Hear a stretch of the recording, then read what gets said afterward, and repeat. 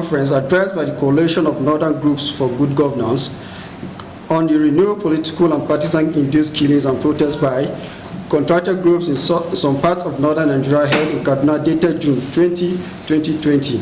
Esteemed ladies and gentlemen of the fourth estate of the realm, let's warmly welcome you members of the press to this briefing and also seize this unique privilege to specially thank Almighty God for our country and our lives.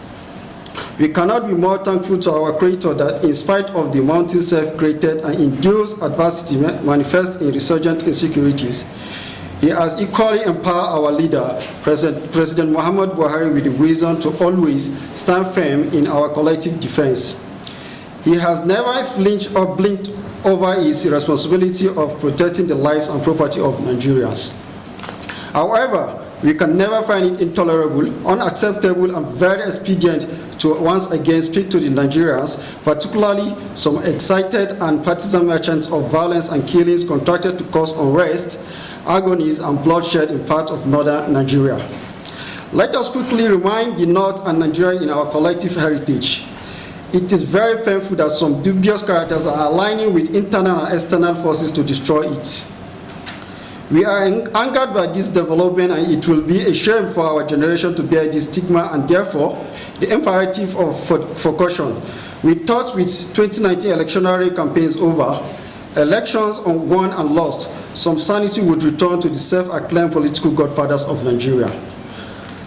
The renewed acts of armed banditry, killings, and other horrendous atrocities, especially in parts of the North, are not only induced but politicized by disgruntled politicians and campaigners seeking to administer Nigeria from the back door, as typified by their constant summons for the sack of serving chiefs. Quite belatedly, we have realized, underestimated, and improbably decoded the indignation and passion for these forces for evil against us. There's every need for concerted effort by all stakeholders towards tackling the security challenges, particularly in the north part of the country. We should not allow our enemies and detractors overwhelm us to destroy or ruin our communities, because highly placed politicians are desperate to push a portrait of the perfectibility as better leaders, and Nigerians entrusted in them with leadership. To this end, we strongly condemn action by some individuals who are dancing the tunes of these demonic souls and anti-democratic forces. It is clear to us that they are scheming to throw the country into total chaos and lawlessness by sponsoring violence, killings, and at the same time inducing youth to embark on protests against the country's leadership after unconsciously dismissing every effort made in this regard. The manner of the latest protests baffles infinitely.